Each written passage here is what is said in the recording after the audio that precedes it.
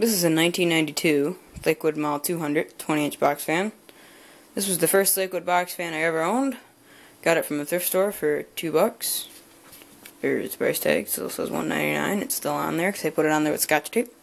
I didn't bother taking it off because this fan hardly ever gets used. So overall, I'm not that bad of shape. Cabinet's nice and straight. Grills aren't too bad. They could be better, but they're not horrible. You can see someone before I got it cut the front out because the blade would rub on there, because I tried putting the back grill on the front because it's in better shape, because it didn't have that and it didn't have that, and it rubbed, so I switched them back around. So yeah, I guess that's why the center's cut out, because apparently it's been rubbing for a long time. I was really glad when I got this fan because I'd seen him on YouTube and I'd always wanted one. So this was back in 2006 I got this fan. I guess I did have a Lakewood before it because I had one of those 101s that my grandma bought me brand new, but nah, I'm not even going to bother counting that thing.